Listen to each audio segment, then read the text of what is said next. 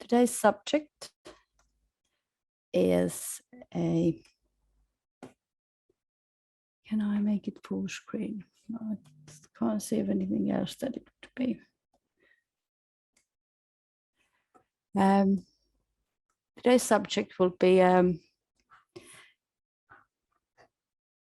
more UK related. So obviously you have been sitting a few weeks of all sorts of different things. So my name is Johanna Järvinen. I work as a business development manager in UK, and my background is in the UK, BREEAM and other things UK. So here about some of school rules. I'm sure you already really familiar with these if you have participated before. So ask any questions from the QA function. We have a few people here answering your questions, so it's not just me.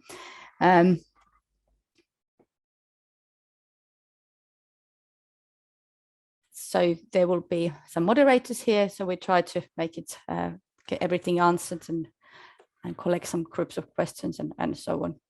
And the recording and slides will be made available. So if we just get on, we also have a user group. So if you are interested in what we do and what new products and all sorts we brought in the market, then do join our LinkedIn user group. So today's agenda, we talk about BREEAM UK and their material 1 and 2. And then also go into the London plan requirements, so the whole life carbon and building circularity requirements in the new London plan that came out this year. And then I'll show you around the tools that we have for it and how they might differ from each other.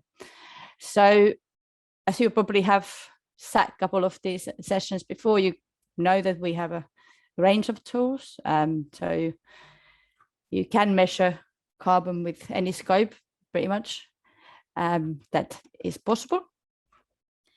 And so today we talk about more GLA and RIC requirements and then the BREA requirements. We have a session tomorrow about LEED, so feel free to join that. So all different requirements has slightly different tools because they require reporting a little bit different way typically. So for BREEAM and the Matt, I want credit there. So who you don't know about BREEAM is it comes from BRE Environmental Assessment, and BRE stands for British Research Establishment. So it assesses and encourages and rewards environmental, social and economic sustainability throughout the built environment. So the new construction scheme that we concentrate today, it's performance-based assessment method, and you will get a certification in the end. So BREEAM UK new construction is for non-residential buildings, and it has 9 categories of different environmental impacts or issues and 46 assessment issues within, and each category has different weighting, and then you get ranked from pass to outstanding. And the materials section itself has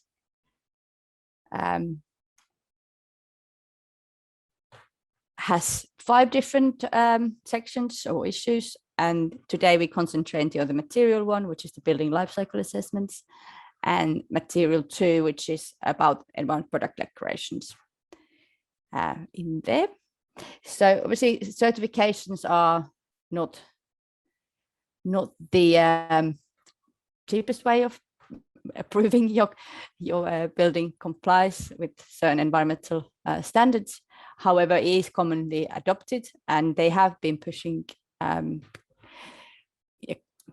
environmental impacts down in quite a few countries. So obviously people want to be better than others sometimes. So higher ratings mean higher environmental reductions there. So that's the background for it a little bit. And the aim of the criteria is to recognize construction products and encourage measurements to optimize the product efficiency in the environment or in the buildings. So embodied carbon obviously is the key here. So there is 7 credits in total, plus 3 exemplary ones, which can be gained. So that's quite a lot for 1 credit. So typically they can be 1 or 2, but yeah, the material one has a total 10. There is some prerequisite ones, so you can't just pick and choose. You have to do it from the beginning. So you start from early stages of the project, so concept design stage. And if you don't get those credits, you might not be able to get the later ones. So you need to start early. And basically what you do, you have to do a benchmarking in some places, some building types, not all. And then you do comparisons, optioneering for your current benchmark, and kind of see how better way you could maybe do your building, or different ways of constructing it. So there is loads of option appraisals in different design stages as well. So the design optioneering has to be significantly different. So you can't just go and change a little bit of something. In early stages, you have to have a major options. So you could change your facade from brick to, I don't know, some sort of cladding, or you could change your windows from triple glazed to double glazed. That can be quite major. So that's early stages. When you get to the bit technical design stage, they can be a little bit less significant. So there you can look product options, which obviously One-Click LC is great for. So first, in the early stages, you would look bigger options because they're still possible to implement. So if you wanted to build your building on CLT instead of steel, this is the right way to look at it. And then technical design stages will be then a little bit more fine tuning and maybe different insulation products and so on. So those are the options there. So in a way, more options you do, more credits you will get. So there is a requirement to do for superstructure options on concept design stage. Mixture of substructure and hard landscape options are then on the next, so more you do. And then you also can do different options for your building services.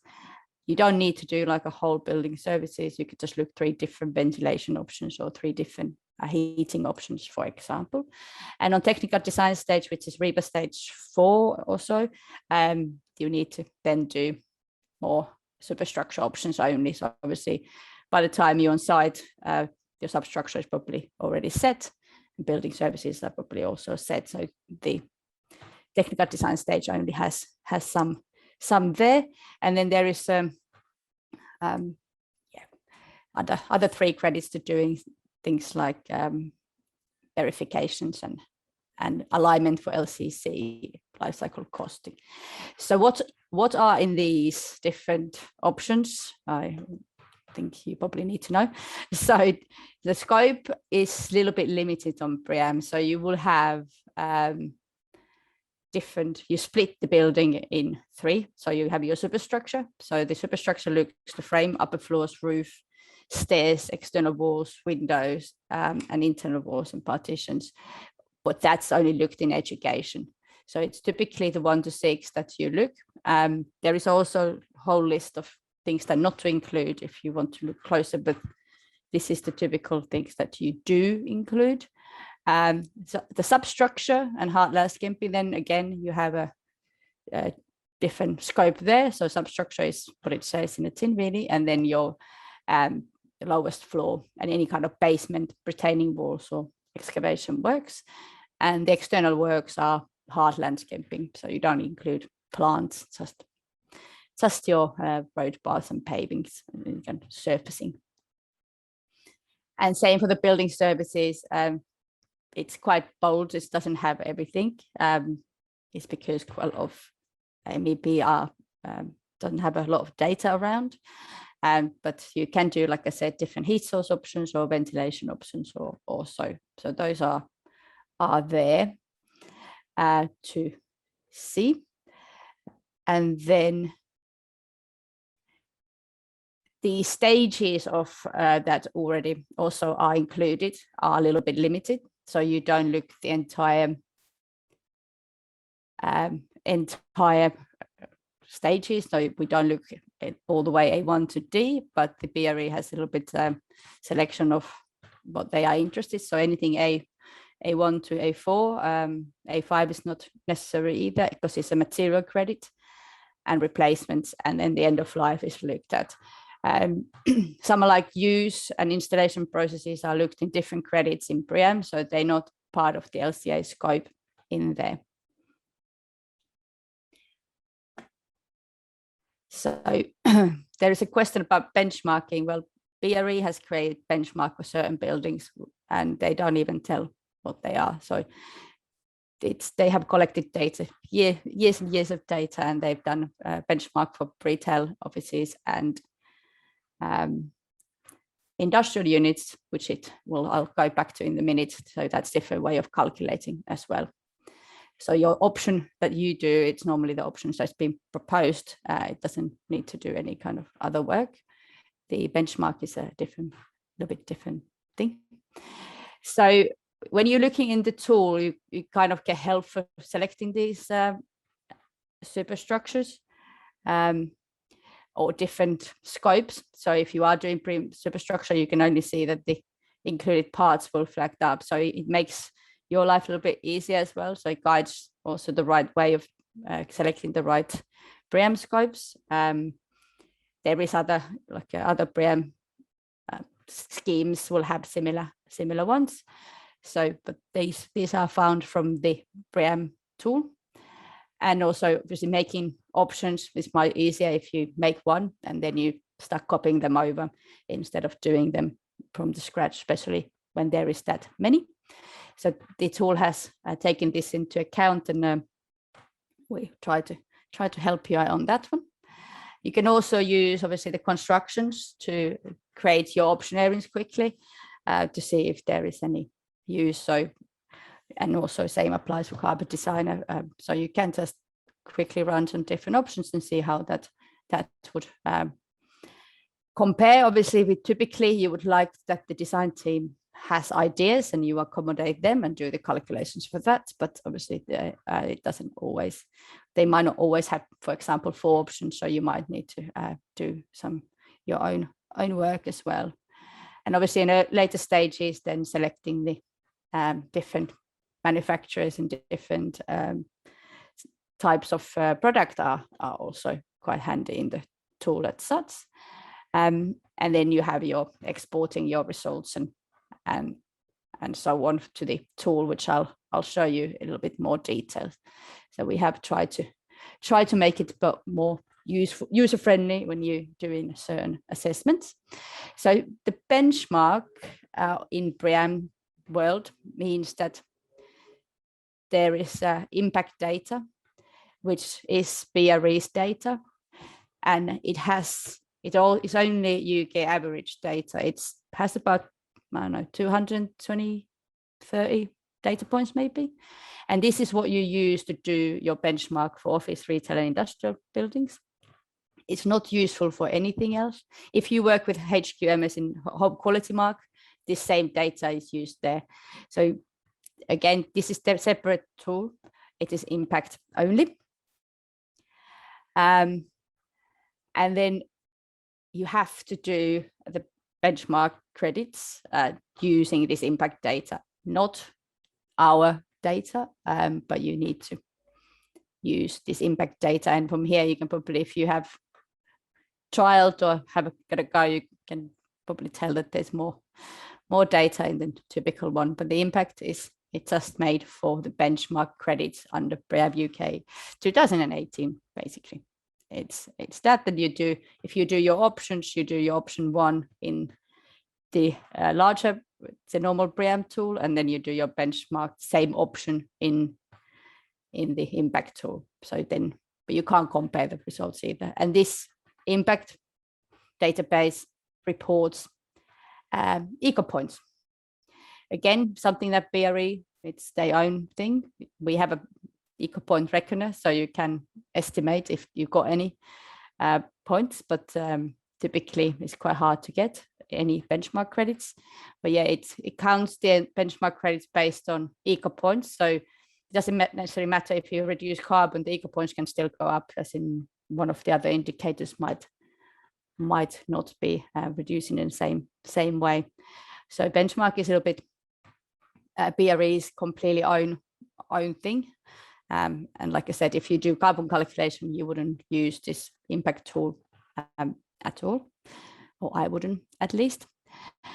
So if when you start doing your LCA, like in any LCA, you need to obviously find out what kind of building it is, especially important because then you will know if you need to do the benchmark or not. So if you have an education building, which is any kind of school, vocational establishment or university, it can go under the education. So you won't need to do benchmark, for example, that, or hotels or anything else. So the type of building is a key here. So if someone employs you to do that, then type of building is the first thing, especially that can even impact your time, how much you need on that. And then obviously you need to collect materials. You can find them from models, cost plans. You could use our carbon designer or find them from detailed drawings and then add them manually. Calculation of significantly different options are needed. So that's the next point of contact. And then check your results, and then you can print and remove the reports to the BRE's MAT 0102 tool, which is only available really for the assessors. So if you are doing some work, you would need to get your submission tool from the assessor if you're not one yourself. So they are not publicly available typically. So the BREEAM MAT 01 tool is the tool that you do all your options. The benchmark is done on impact, so you can't use them even at the same time. So all your options appraisals should be done on the BREEAM new construction tool. So the impact in here again, it uses different database, eco points and all. So there is these two different tools that you might need to consider if you're doing a BREEAM UK assessment. Any other UK scheme, you would only need this tool. But for 2018, if you are doing your offices, retail, or industrial, you would need the impact data as well. So those are there, and also the tools work a little bit ways, but there is a workflow managers for you to guide you through on that matter as well. And like I said before, there is a pre-defined scope, so they should help you too on more useful path. And also the scopes are really quite important, so that you will find them in the manuals. Manuals are publicly available, so you can find them on the BREEAM website. And typically you don't need to include anything else except what is set on these scopes. So the scope is really key on this assessment. So too much, it's not needed, just what they ask. And that's how they clearly collecting more data. And there might be years to come that you actually have some real carbon benchmark that we need to do. And also when you send anything to BRE for quality check or the assessor, they will check the assessment against these scopes. So these are really kind of key to the quality of your assessment. So yeah, just as the reminder that there is the reduced scope on that sense. So again, you don't need to report most of these items. Also, our tool will automatically take them off from the reporting spreadsheet, so you can't actually by accident report anything outside. So yeah, obviously reviewing your results report is good idea as long as you have a right scope, and then create your reports and so review your reports, and do they make sense, and then you can print them all out, because obviously you have to do a lot of options. So we have a functionality that you can print all the options out as well in the same go. So the general points is that they use the correct tool. So if you have to do benchmark, use the impact tool. If you don't, then all can be done with the other tool. And the submission tool only reads certain naming, which comes from the submission tool, not this one, the other one. So these are already named by BRE, so you have to use these names when you're printing out your report. So then the BRE's tool will read them automatically. So that's something that they have developed, not us, but we have made it work. So you can find the tutorials how that tool work in this slide. So you can go to the knowledge base, and there is some videos how the submission tool works if you want to have a look. And then the other credit there is the material 2, which is about the environment product declarations and selecting resources. So so I'm sure if you have been on most of the sessions, you have heard the environment product declarations, which is the LCA for a product, which manufacturers typically do, or they can be product categories like, say, do we have here some sort of red brick association in UK has done one EPD that covers all the red brick. It doesn't matter who the manufacturer is, but obviously the it's not particularly for any manufacturer, so no manufacturer will stand out on that. So if you know that your product will be better than others, then obviously EPD will show that. So there is a product category or actual product EPDs available. So you can only get one credit. It is quite a tedious task, to be honest. If obviously in one-click LCA, you can mark them and find them, and obviously there is also has to be some commitment from your design team to buy them from cycle manufacturers, which can be hard, especially early stages, but later stages you might be okay. So there is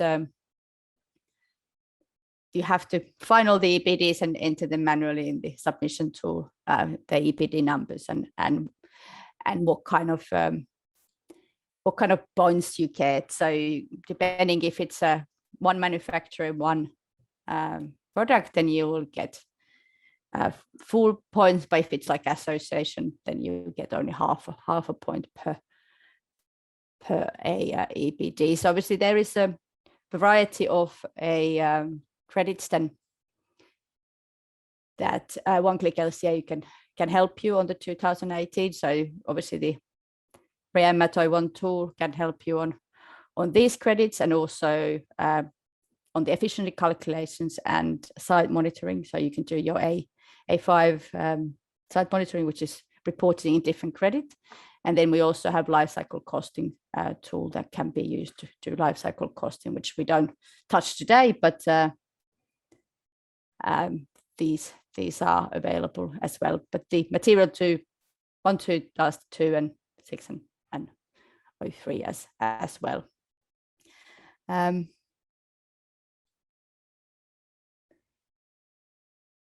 If there is any other questions on this, I'll if not, I'll move to the next subject, which was the London plan and whole life carbon assessments in there. So that's a little bit different. It's not a certification. London plan is spatial development strategy for Greater London, and it sets out the framework how London will develop next 20 to 25 years.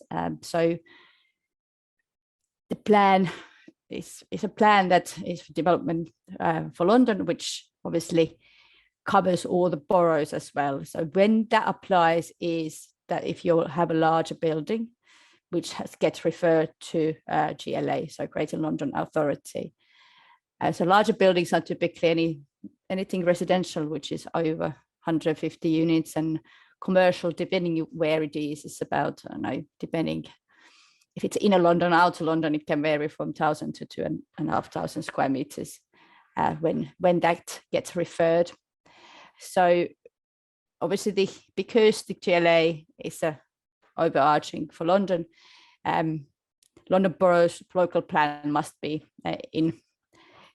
aligned with the London plan. So not immediately, however, they typically follow the GLA's lead. So now that the LCA requirements and the circular economy requirements are part of the new London plan that came out in March, you could see that maybe smaller developments need to follow the same path, as they will be written in boroughs' local plans as well. So currently it's preferable, but they do encourage all the boroughs to adopt it as well as the standard way. So that is a London plan. So the two policies we're talking about is the SI2, which is the whole life carbon emission. So it's defined, it includes also operational carbon, and the operational carbon is obviously not something that our tool calculates, but you can calculate and add the numbers in it. So operational carbon, unregulated carbon, as in from small appliances, and then you have embodied carbon emissions and emissions associated with any of the B sections, so maintenance, repair, replacements, and also dismantling, demolition, and disposal. So it covers the entire life cycle stages. And the whole life carbon should be reported as a part of energy strategy. So energy strategies has been a thing that London has asked for years, at least over 10 years. So it's something that's already known, but the embodied carbon part is completely new. So there is further guidance. You can find the link here if you want to read through it in a better way. So this is from the GLS presentation, so of whole life carbon. So obviously this looks quite similar to anything else. So it starts from the raw material extraction, manufacture and transport of materials, construction. Then you have your operational emissions, maintenance, repair, and replacement, and then obviously dismantling and eventually disposal. So it aligns with the CNTC 350. So it takes into account all of this, not the little bits that BREAM only says, but this encourages to do entire stages always. And it's the same slide again. So the GLA specifics in here, it's you have to do it few times. Also, there's a wrong standard.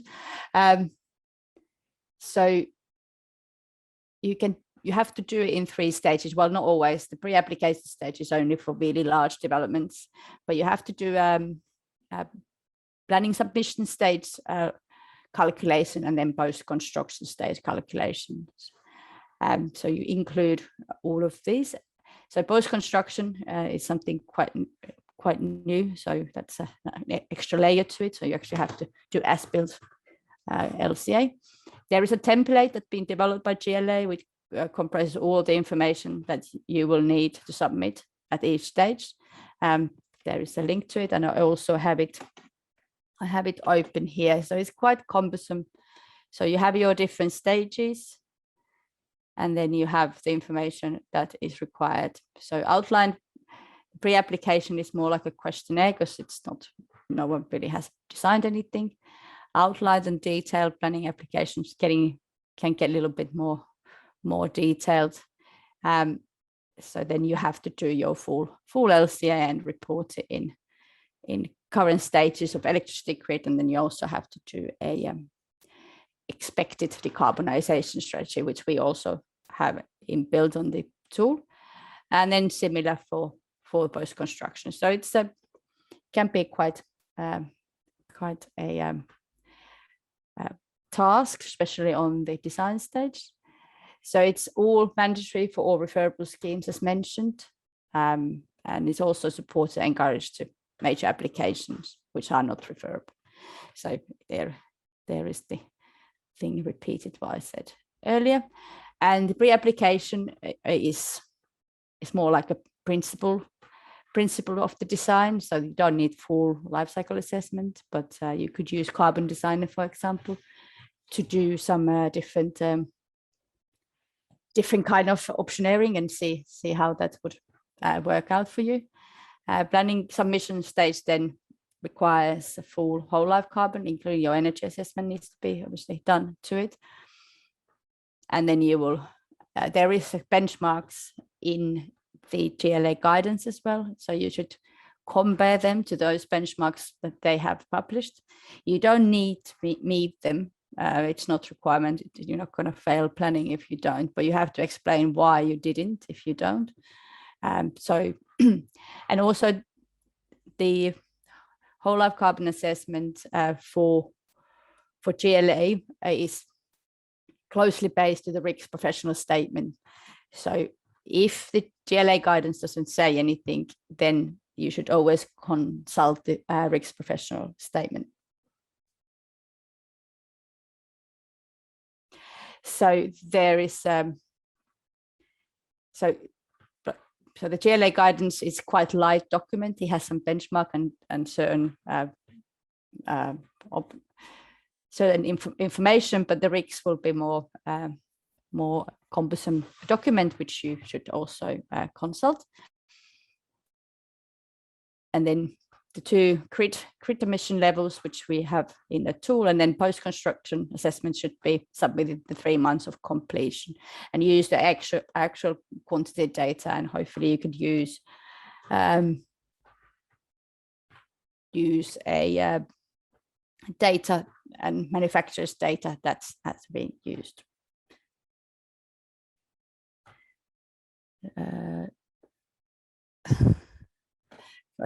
Preferable mean larger buildings in UK, so it's typically over 150 dwellings, so about 2,000 square meters of commercial building in London.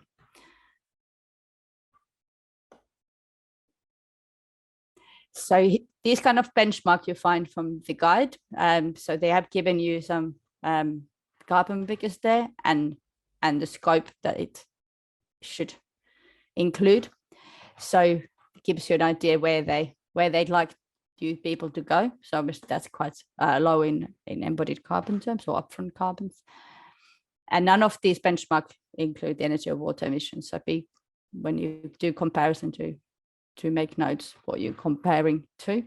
So there is some things there also that D can't be taken out. So do not go and deduct it from anything that's not allowed.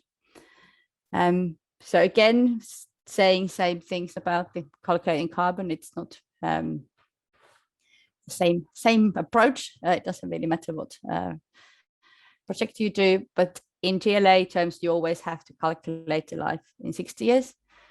Even if it's temporary building, you still have to calculate in 60 years, and then you have to explain that you're not actually going to keep it on 60 years, but still you have to do the calculation for 60 years. And again, you can use different sources. The energy use typically would come in UK from SBEM calculations or SAP. So these are energy regulations or calculation methods. So SAP is simplified assessment procedure for dwellings, and SBEM is more commercial, and TM54 is more like a thermal modeling way. So all of these will give you some ideas what the energy use for the building once it's in use could be. Obviously, it's not necessary that will be the case. Same for the water use. So you could use building regulations, estimations, the 120 litres per day per dwelling, for example, or if you are doing BREEAM assessments, and you would probably have some ideas there, or you can use the BREEAM water calculations for two commercial building calculations as well, even if you're not doing BREEAM. And So those are their construction site operations. Obviously, we have some scenarios there, which you can use, which I'll show in a minute. Or obviously, post-construction, you should have actual data from the contractor, how much energy, water, and waste they created. Repairs and maintenance estimations. Then you have your refrigerants and withdrawals also added. And then you can do, obviously, some optioneering to and report against the benchmark that are these benchmarks in this occasion. So they're quite different, two different ways of calculating. One is quite limited, the BREEAM, and then the GLA and RICS way, it's quite cumbersome. So they are, one is a little bit more involved. Obviously, it doesn't need to do a lot of options. You can only send them one, but obviously if you can, it's easier to show that you've done some reduction if you do some options. So obviously quantity resources, it's always the key to check with the design team what's available, what could come available, and where could be what could come available in the later stages. Obviously, typically cost plans, early stages are quite good, and maybe some 2D drawings, some detailed drawings, and then when the progression happens, then you might have a private drawings and something that is there. Someone is asking what happens if post-construction LCA shows significant increase in emissions compared to top planning submissions. I don't think anything will happen, but you might need to do some explanation of what has happened. So I don't think they ask you to take it down, but yeah, be careful what you calculate, I would say. Also, if you don't, that's what I've also said, don't try to meet this benchmark if you are not clearly meeting them, because that just, you can shoot yourself in the foot as well. Especially if they start asking reductions in 5 years' time, then no one can actually meet them because everyone was making the figures prettier than they should have actually been. So that was that. And then the emission factor sources. So GLA is quite keen that EPDs are used. So those manufacturer specific or generic EPDs are most valued. There is a hierarchy in the guidance, and type 3 are the ones that they like to see. The next one is generic material values, which are still following the N15804, but maybe not our EPDs. Something like in UK, there is Bath University's ICE data. So that's kind of generic values, which is in line with the N standard, but it's not verified. And then you have other kind of declarations and data sets according to PAS 2050 for floating around, and then kind of other carbon data. Actually, I put the ICE there, but yeah, it can be either or on that matter. Yes. So obviously we also have kind of generic data can be localized early stages if you don't know the manufacturer, and also the data selection will depend on the state of the project. So don't try to use, I mean, some manufacturers EPD that is really low on early stages if there is no intention to anyone to actually buy this product. So generic data is obviously better for early stages. And then once you actually know what it is, then EPDs are obviously a great source of information. So do pay attention. Obviously, it's a nice idea to put everything really low carbon, but if no one can actually get hold of the products or they're not sold anywhere near you, then maybe you shouldn't use them. And then there's obviously hierarchy. If you know the product, there is a EPD to use it. If there isn't, use generic EPD or technical reach similar products. But then that's when you actually know. If you don't know, then again, similar product category EPD would be the furthest of accuracy that you should really go, because it's, if you don't know, it's if you just guesstimate a little bit too to particular products, then it might be hard to actually meet them. So yeah, the GLA guide states emissions should be estimated using manufacturers' recommendations and EPDs where possible, and also identify the source of the EPD. So that's required in the guidance. Something which is really hard and not required by a lot of different regulations is B1, 2, and 3. But these are something that TLA wants to see, and RICS guidance is also kind of pushing it. So this is anything to do with refrigerants and anything kind of also decarbonization of concrete, or you can also put some trees and so on. But the biggest thing is obviously the refrigerant leakages. So this should be reported. So do look how they are done. So you can find the refrigerants and the carbon values for them in our tool, but obviously you need to know the quantities in the building before you can actually report it.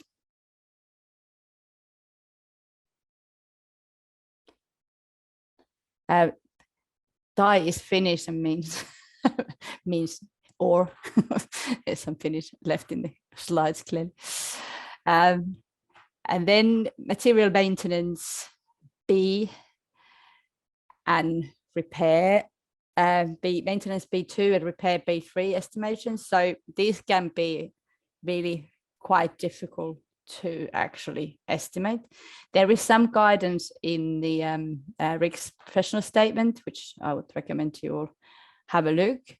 And then it should be reported with some of the elements. So maintenance, or any kind of energy used or water used for your typical routine maintenance. So that's something you could base it on. Or if you have a client who has a similar building or something, you could figure out what they've done in a building down the road and see that. But these are really quite hard to say. There is some rule of thumb there that repair emissions should be assumed as equivalent to 25% of maintenance emissions. So obviously, if you can estimate the B3s, then you can up your B2 for B3 times over. So, but yeah, like typically these kind of in anywhere else in the world, these are not typically reported on regulatory assessments, except in the UK. Energy use is obviously operational energy use and also the unregulated energy use. So we have the water and water and energy. So water should be included to unregulated emissions tab in the submission.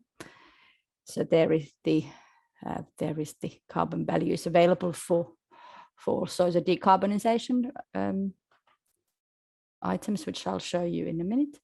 So there is these templates that the GLA asks you to fill in, which we can print directly from the software. There's a little bit poor presentation of it. So our tool is based on the RICS whole life carbon volume 1 professional statement and GLA requirements. So you have all the right RICS categories, and then you have your different life cycle stages. So those who are not from UK, RICS categories are different building parts, and they're numbered per RICS, which is a institution of chartered surveyors. So that's a typical way when you're building a building, that you measure everything and report everything in a building. So the carbon is reported in line with that too. So those are there.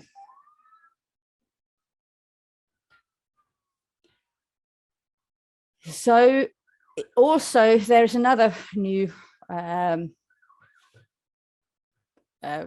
policy in the London plan, which is called SI7, which is there to reduce waste and support circular economy.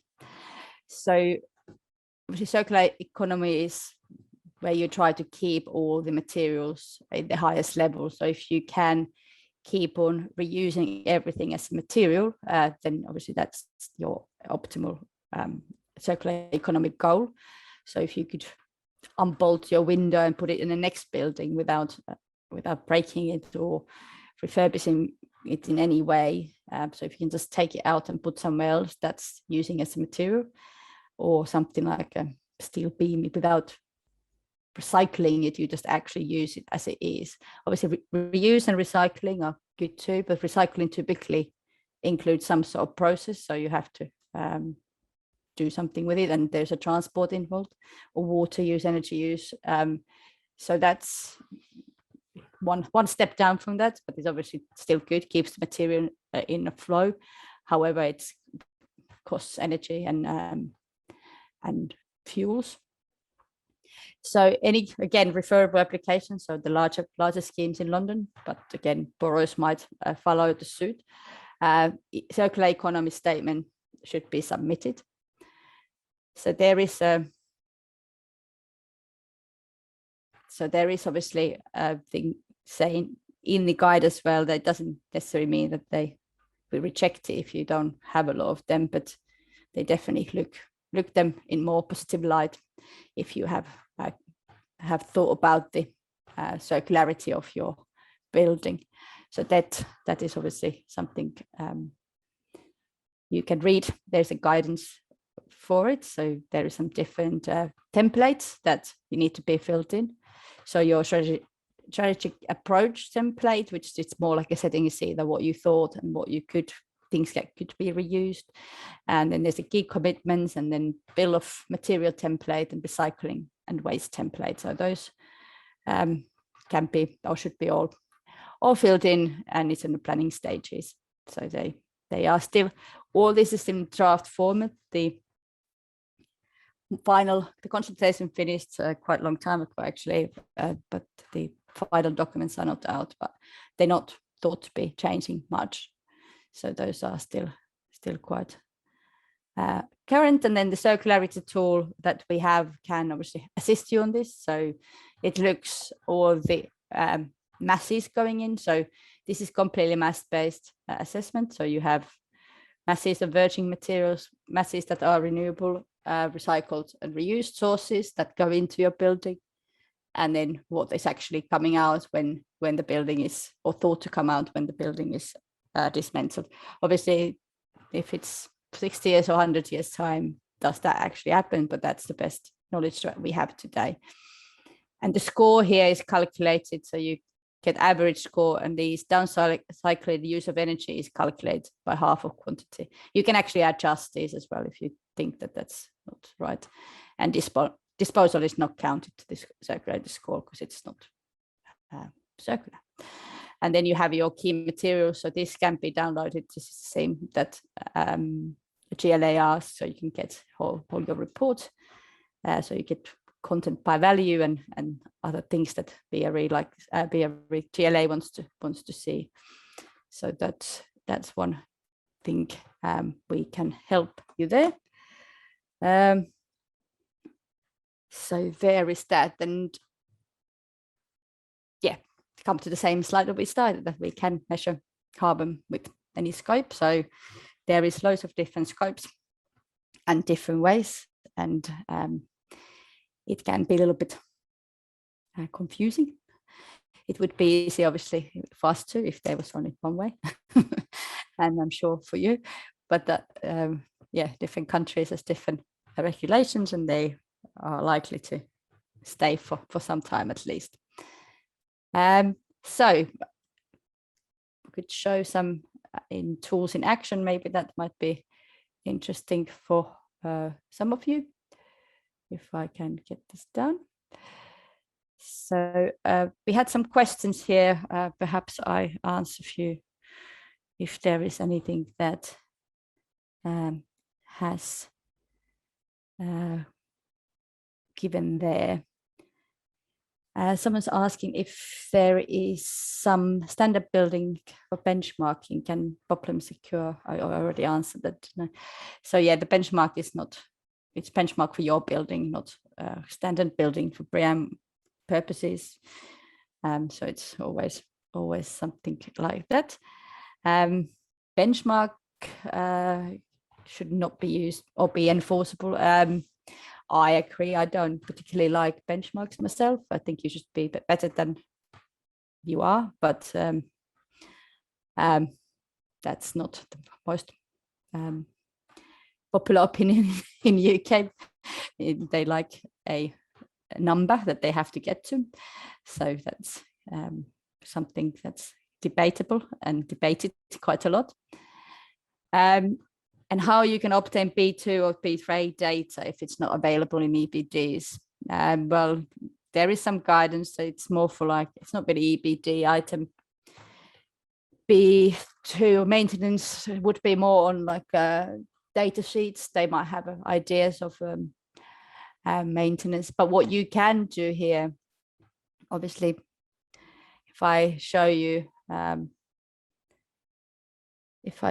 here for that actually answer before I move into them, there is a way of marking the B3 emissions and then calculate as a percentage, which can be could be helpful.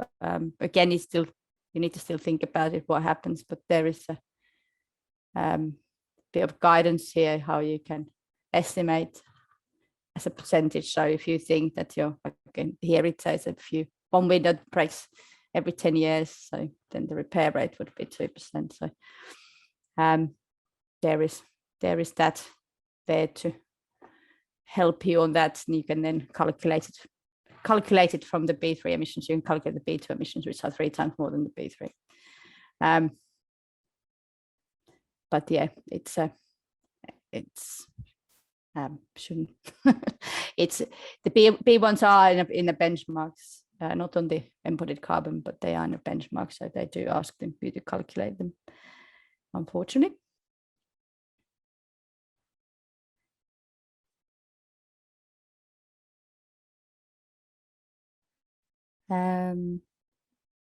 Someone's asking if in BREEAM, if I have a product imported from other country with products with EBD, which is not an impact. Yes, and I won't get points from benchmark. So yeah, you can't use EBDs in the impact data. You have to use the data that's in there. So you just have to select most similar product from impact database. And that's the only way of doing, even it's not even presentable. Like there is no CLT for say, you have to use Clulam. And it's really kind of out of date as well. So, but that is the way of doing it, Daria. It's just similar as creative as you can be. So for the different tools, so you can see here I have the BREEAM UK tool, which you would do all your options. And I have the impact compliant, which can't be used with anything else. And then I have the carbon assessment for GLA and also the building circularity. So if you do your options for your BREEAM UK, they have to be named in certain ways. So you have always the naming. If you need to find more about the naming, or so you can go straight to our help sites and you can copy paste the names because they have to be correct. So here is more guidance how to go about it, and then you have actual names here, how you have to name them so that the BRE's tool will actually read it. So there is that way. So I have created some options here, so I could show you the inputs for my option 1. So you have your building materials. You have a space for energy, water, construction, subaeration, emissions and removal, but you don't need to report any of the just building materials and building area. And also the life cycle is set to 60, so you can't change it. It's already there. So if I just go to the building materials tab, then we can have a look what there is and also how you can mark the EBDs. So I have some building here, or some constructions that I've thought my building would be, some sort of concrete building here. I can obviously add more data by just like typing things. So if I want to find some brick or something, so you can have a look here.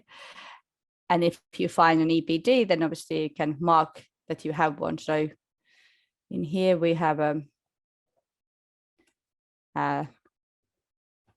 kind of association level EPD, which we can use, which is fine. It's a LCA, so we can do that. And if you want to mark it here, you have 3 choices. So either several manufacturers and products, single manufacturer, several products, or single manufacturer and a product. So that would basically that. I guess it should be just say one product, to be honest. So you can mark them up for you. So if you have any EPDs, you can bring them here, so make your life a little bit easier in the end of. So in here again, we have some EPD here. Looks like it's only for one, so we can then mark that as a single manufacturer and product. So you can mark them up for you. That can be quite handy if you need to mark EPDs, but obviously they have to be here. So you get a list then on the end how to do it. So obviously doing one option is fine. You have your workflow, so it will walk you through what to do. So do you need the benchmark? And no, it's an office. Yes, I do. So I have to go and do benchmark too, which is a bit of a misleading word because I will do the benchmark last, not first. It's not really a benchmark, but it's benchmark for BRE. And then you have all your steps of calculations. You can also add some notes and things and see where you had a mark stuff done. So those can be quite helpful. There's also links to the guidance, and obviously the results will be also here on the side. So you get all different ones. Obviously one, like I said, one LCA is a little bit pointless. You probably want to do more options. So if I make a copy of this and then I make sure that I name it as I should, so it has to be like this, and then we can call it option 2, for example. If I want to add any other tools and concept design stage, and then I have a different scopes here. So if I still doing superstructure, I'll select the superstructure one, and you can see it selects. If I change this to something else, it obviously changes the scope for me as well. So it will be there, and then we can make another option and then go and change something on that map and see how they work out on there. So now I obviously have 2 same options, which can be uninteresting. So maybe we go to the building materials and change something, then we can compare them in here and see what the difference would be. So let's say what do we have? Triple glazed. Maybe we want this to be double glazed. Let's take that off. So if we unbundle this or explode, and once we save it, we can then treat them as a line by line, and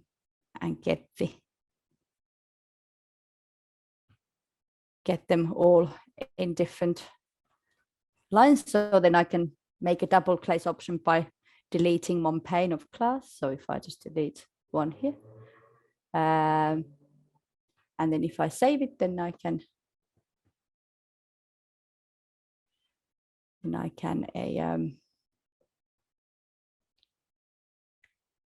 get a, so it didn't make a huge difference, but it has some difference. Maybe we could do some other ideas as well. Maybe we could, I don't know, make sure we have it. Maybe we do a CLT wall, say, if I just change this to some sort of a, maybe use the constructions, just use constructions and make us a external wall construction CLT assembly. That will be different option. significantly different, and when we can put the area, and then I'll delete the masonry cavity wall off, and then we have a few different options there to see the impacts of. So basically there is always results per the design, and then you have your option results on the main page. If you've not done the exam yet, that's one of the questions. So you can go back to the main page, and then you can do comparisons there. So now we have two different projects, they're a little bit different. So you have your different impact categories, and then different life cycle stages. Again, if you wanted to only look at the emissions or something, you can obviously have a look at them, or look at them elemental basis. So BREEAM UK also works with risk categories, and then you have a different elements here. I have something unclassified, and this you could do your own. So we could just look the external walls. If I mark them correctly, we will still have some. If I did, I'm not sure. So you could then see that the CLT clearly has lower carbon overall. So you could then use this in your submission reports and so on. And then you can also, like I said, print all of these. So you can have all of these. You obviously have a lot of options. You just download them, and they all go to Excel, and then you move it with this folder. So these might be empty or not. There might be something. So it replaces these folders. Once you get them from the assessor, they will be empty, so there's nothing in them. But when you move them there, then obviously they can be read. So yeah, that's what they need to be named correctly, because they have to appear there in the right naming on that. That's fine.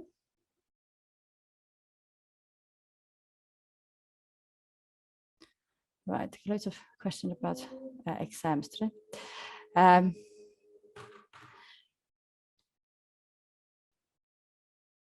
So that's the BREEAM tool. In here, who was interesting about the impact tool, I can show you the difference on the materials. So if you haven't done any work, you can see the selection is not overly great. So there isn't really a lot of data points, and they all UK averages. That's what you will find, and they all will end impact, and they will have a certain data here. So it has own kind of database completely. So if let's just put something here, then I can show you. Wonder if we have rock wool in. Maybe we have one rock wool, stone wool insulation, right? So those are the material data points that you have to play around with. So actually, as you can see, it's not a lot. There is no constructions. You can't use any of these. And the filters are a bit pointless, because there is the data source will be just impact. The energy set, again, there is a workflow for this. So it's a bit of a different workflow. It has so it has a little bit different one. So you have to go and do certain things like go to energy and put the 0 to it. And there's also one energy point, which you don't want to use. The calculation period is not set, even it has to be put to 60. So that kind of things need to be reminded. It's all written here on the workflow. And then you have your building area and so on. And then there is the results, which I'll show you in here. Then we can compare them to the other BREEAM tool. So you get your results in different categories and also in eco points, which is kind of average from all those different indicators. So you have a eco point tab and different, and then you also have the estimation how many eco points you will get in the BREEAM benchmark credit. Obviously, we didn't add a lot of data, so 2 credits for sure. But yeah, the credits comes from the eco point, so not from the carbon. And there's other parameters as well that are useful to BRE, obviously, not so much to anyone else. So those are the impact ones.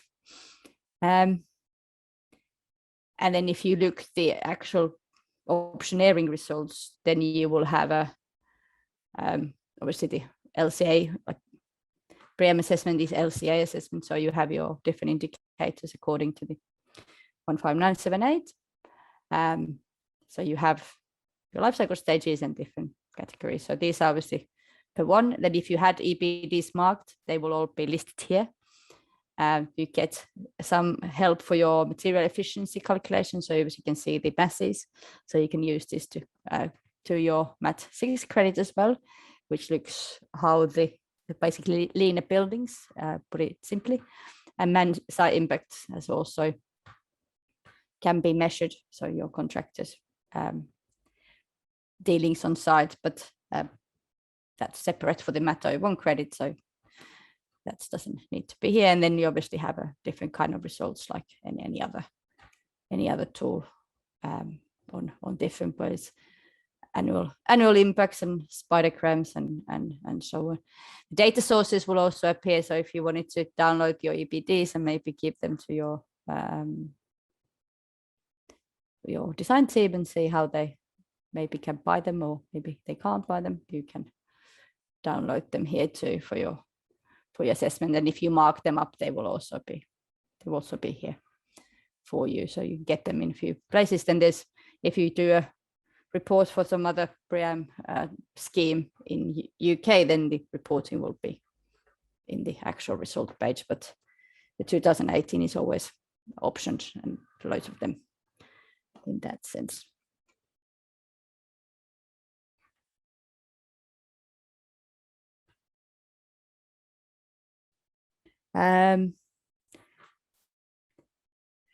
Mark is asking how you manage exotic materials in impact database. Well, you don't. You just have to be kind of a bit creative and just put them in there.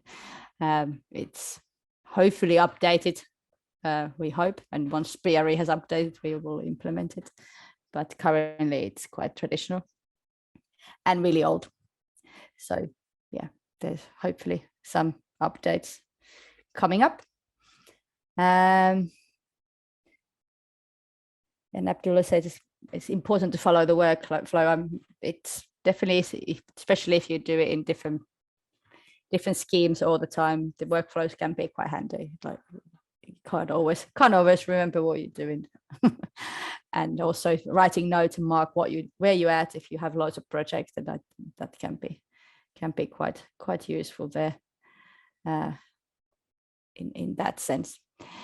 So if we then look, so that was the BREEAM tool. So are these two here. Then we have the GLA tool, which is a little bit more cumbersome. So like I said, they have the typical, obviously, materials are there, energy, water, construction site operations. And then you have your B1 emissions, so emissions and removals.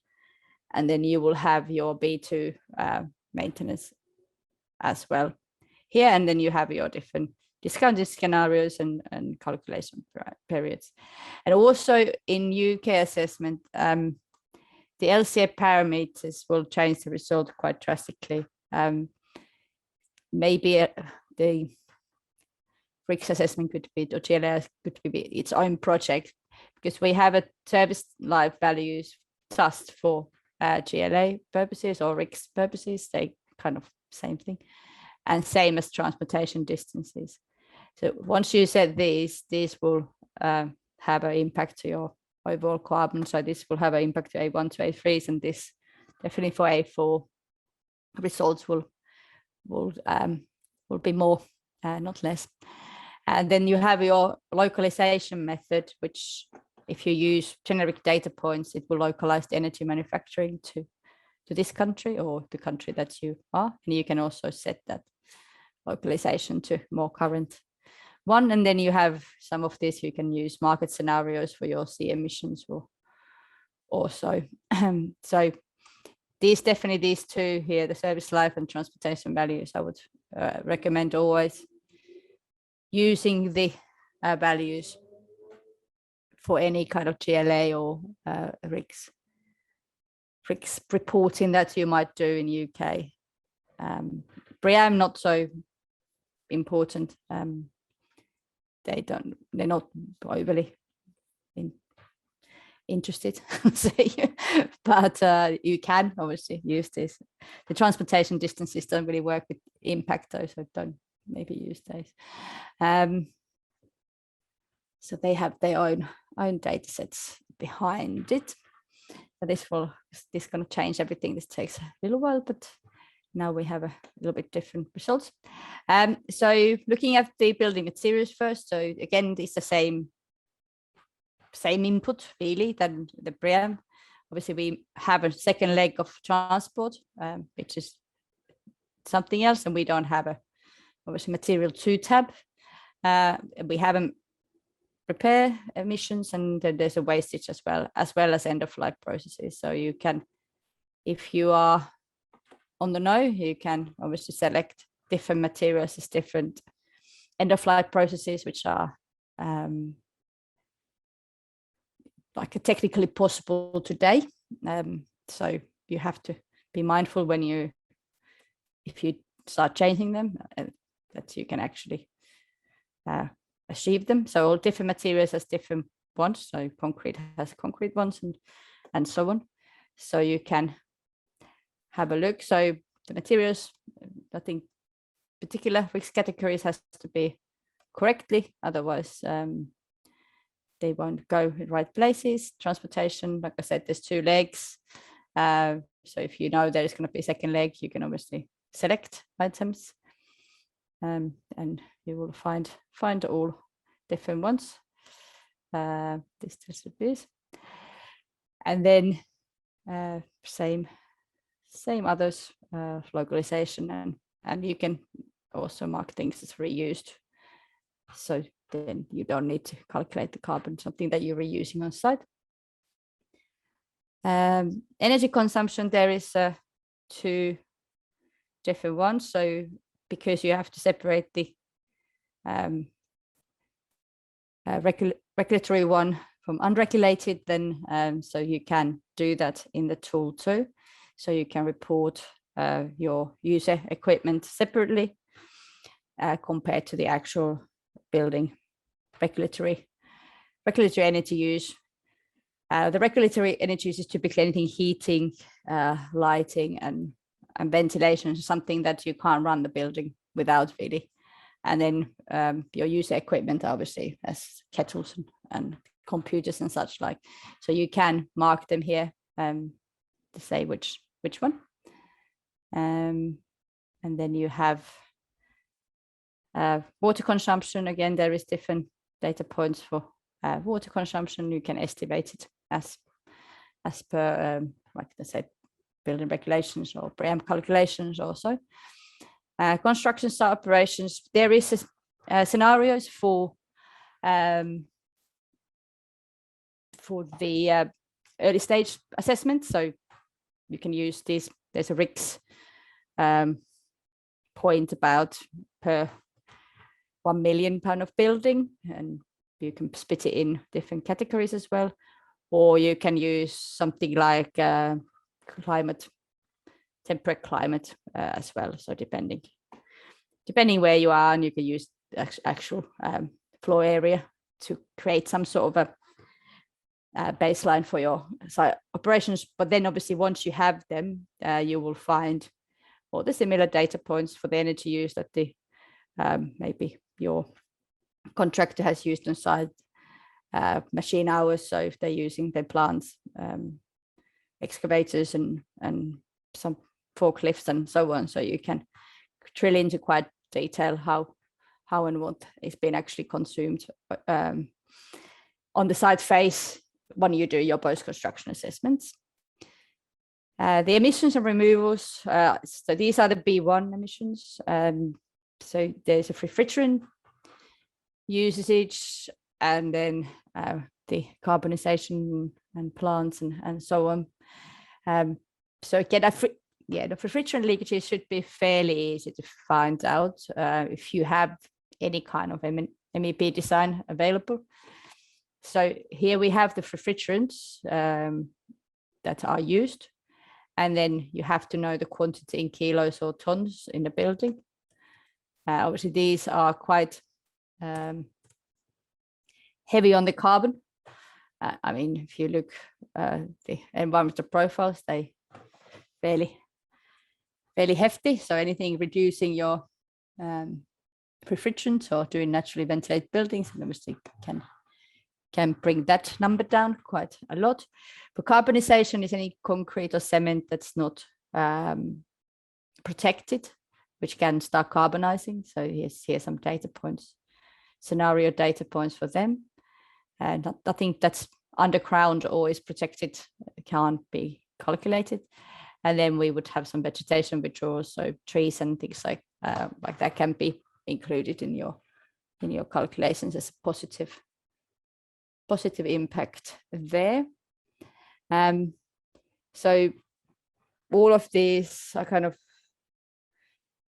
well, I mean, refrigerant leakage can be quite easy, and if you're building in town, the vegetation might be a bit scarce, so maybe there is nothing to add to other ones. There might be some carbonization of like a mortar, for example, you could think. And then the most difficult things, like has been spoken, is the maintenance. So we have some values for water, electricity and fuels used, and then also like replacement parts. So if you have certain things that needs the replacing, then there's some kind of bits of that could be used in air handling units or something like that, which you always know you need to replace because someone breaks it every week or something, or maintenance, regularly maintain it, so lifts and things like that. So you could maybe do some calculations there, but like I said, it's quite difficult, but you can also do it from just on the building material tab, estimate your B3 emissions and then calculate the B2 for that. So you have two options. You can do it from that or this one. Then we also, obviously the calculation period is open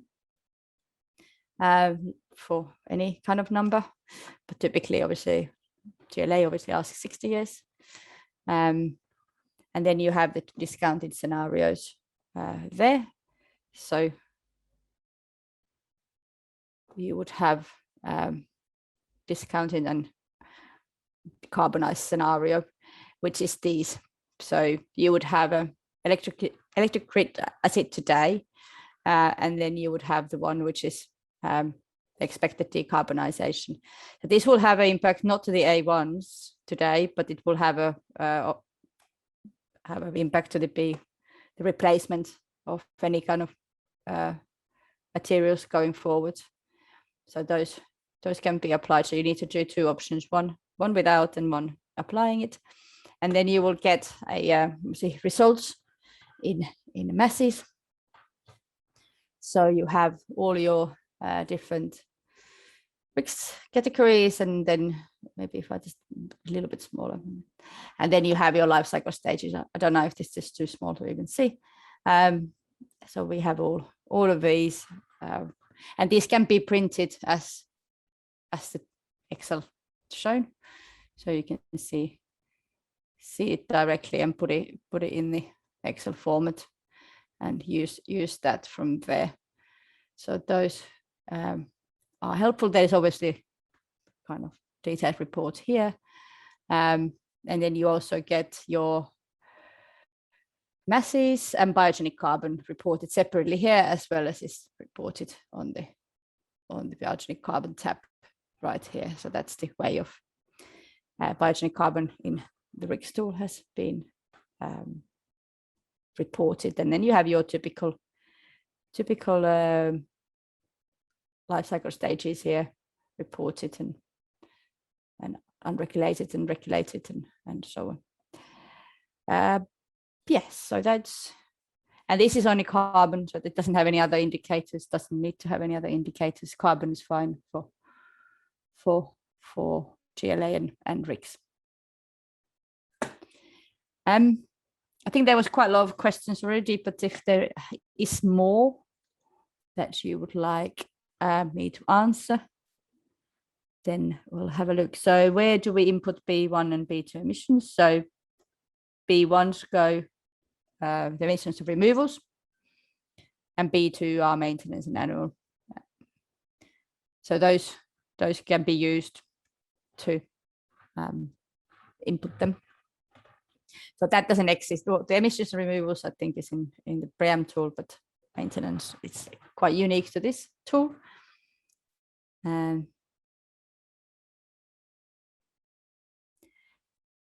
then when the B2 calculations have to be done outside. If you do the estimation way, so you estimate the B3s and calculate the B2, that has to be done outside. It's basically the RICS guide says 3 times more. So that's, and then you input them manually on the Excel spreadsheet that the GLA has provided. So you just have to type them in here. But there's 2 ways of doing it. You can try to estimate them in the tool, or just do the B3s and calculate from that. So those are the options from there. So the 3 times is need to be calculated outside of our tool.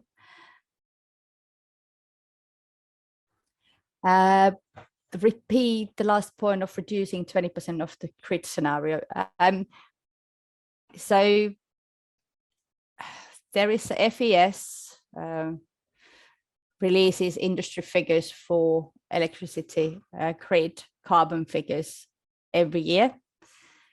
And then GLA wants you to calculate the impact to the buildings using those scenarios. So obviously they change every year, so I'm not 100% sure how they're going to use this data too, but there is, let me just put it back to 100%. I can show you that a bit better. So steady progression. So basically it won't change anything you put in there today, because that doesn't change, but in theory, the B4, 5 results, if I apply it, they should be less than they are today, because the manufacturing electricity should have reduced by when the replacements happen. So that's the scenario that they want you to use to calculate. But those are the options. So I don't think I said 20%. It's just the carbonization scenario that is there. So it's based on the FES 2020 report. There is actually FES 2021 report available. So these probably should be also implemented fairly soon. If they any different, they might not change too much, but I haven't actually looked on that. Yeah, so you can see it reduced it 3%, the results, by applying the scenario. So it clearly has some impact there. So typically we'll see in the replacement values. Did we have any other questions here? I don't actually know when the certificates are due, hopefully this week. We hope to wrap this courses up. There's a couple more presentations available, so those will be done on the end. If you have more questions to ask, I'm just drawing your attention that we have some open positions. If anyone knows anyone or anyone is interested, there is a few interesting positions available. If you consider yourself suitable, to let us know on that matter. But yeah, if you have any further questions, we're here to answer. If not, we can also start wrapping it up.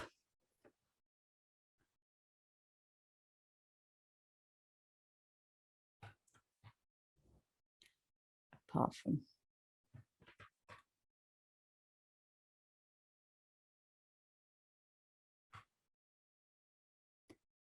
yes, the exam, I'm sure you'll be people will let you know as soon as there is a development on the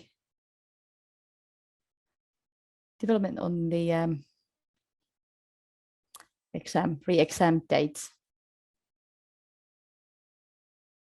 I don't have answered that.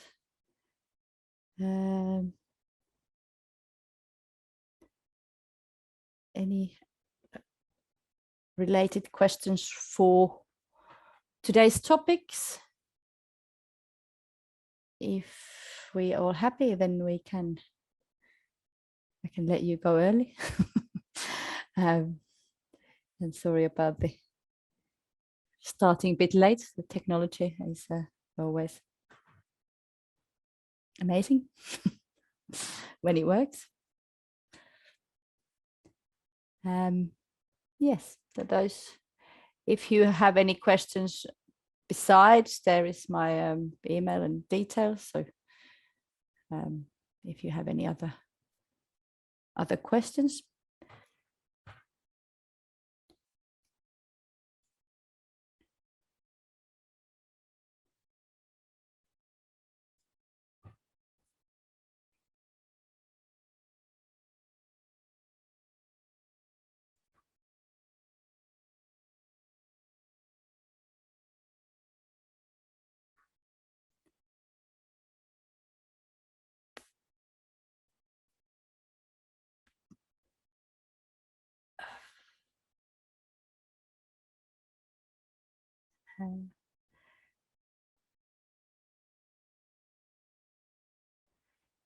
If Tunde, if you want to ask about the optimization, can you put it on the QA section? We can pick the question and I get someone to answer, because it's not quite on the subject today, but we're happy to give you a written answer for that, depending what the question obviously is. But if you write on the QA section, we can pick it up from there.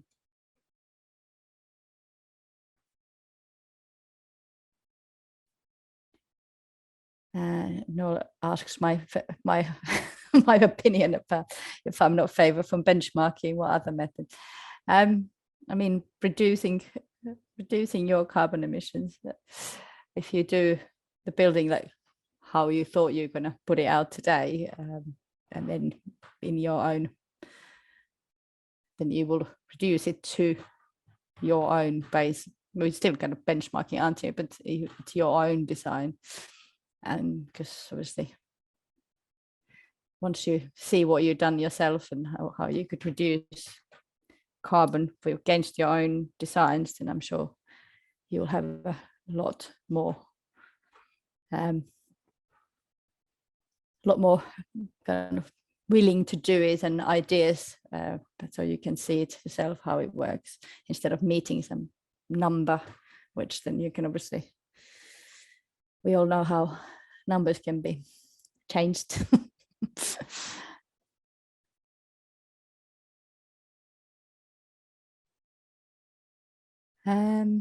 Maybe support can answer your question to the foundation questions there.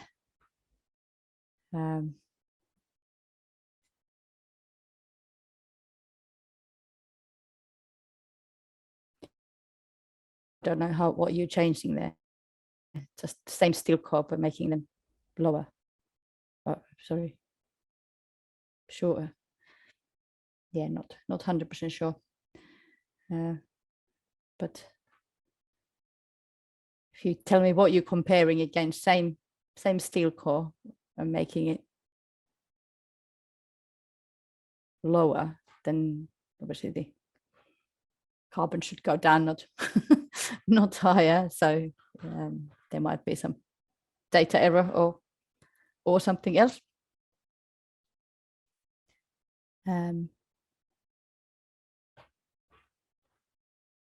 If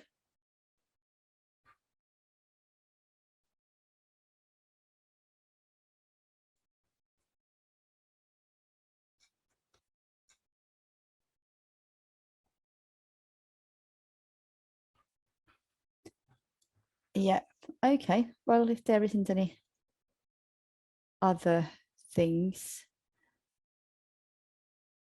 is there any real life examples with verified results that I can use?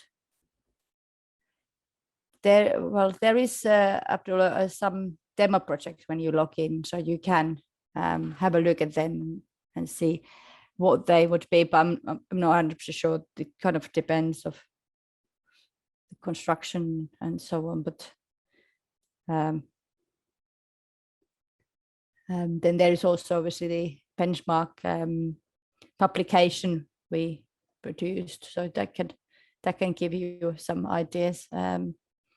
I can put the resource here. I don't know if it's been probably shown before, but you can download the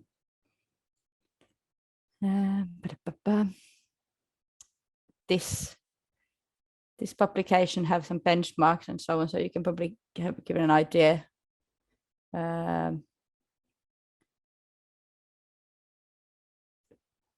Give idea what that would be. I'll put it on the chat actually.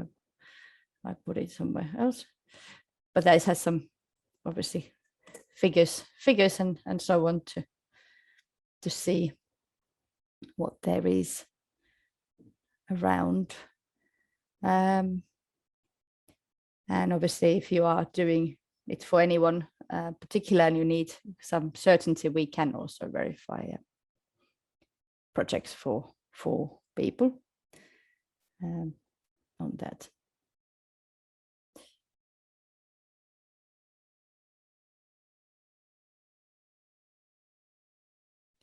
On this one. Right.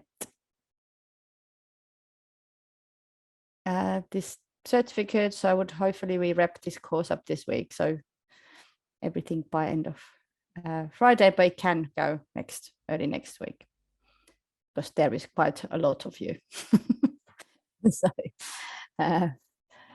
So hold tight, maybe a week. It will be coming.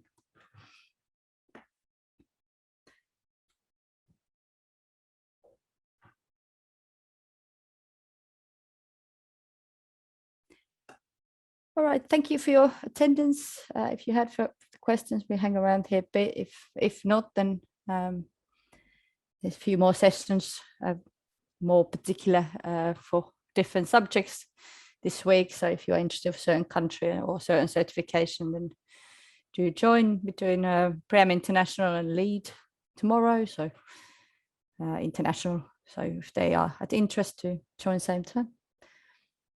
And then there is more